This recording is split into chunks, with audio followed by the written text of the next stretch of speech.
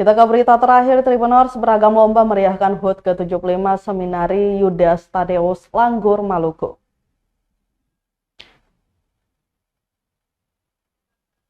Beragam lomba digelar meriahkan hari ulang tahun atau HUT Seminari Santo Yudas Tadeus atau SYT Langgur, Kabupaten Maluku Tenggara, Malra, Senin 21 Oktober 2024.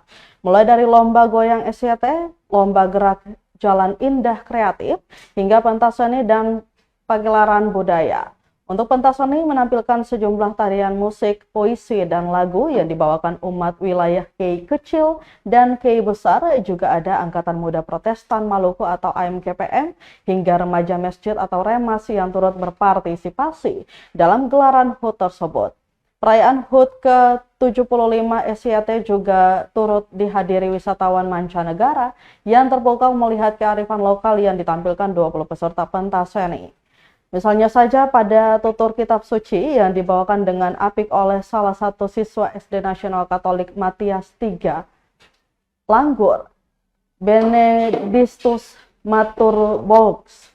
Sontak saja menuai tepuk tangan riuh penonton karena intonasi suara dan gaya yang disuguhkan selaras dengan cerita yang dibawakan.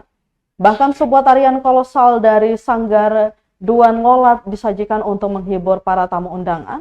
Suguhan pentas seni ditutup dengan goyang SYT yang dibawakan kompak siswa SMP unggulan Malra. Dia menyebutkan memang khusus pentas seni ini direncanakan digelar 3 hari, namun berhubung ada beberapa tamu yang telah berdatangan untuk acara puncak, jadi dipersingkat jadi 2 hari.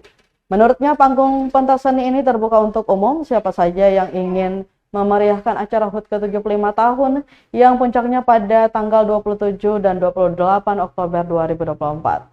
Untuk diketahui, seminari merupakan sekolah yang menawarkan pendidikan teologi Katolik dengan fokus khusus pada persiapan orang secara rohani, profesional, dan akademis untuk pelayanan pastoral. SYT sendiri telah eksis semenjak puluhan tahun lalu dan mencetak berbagai lulusan yang sukses berkiprah di berbagai latar belakang profesi.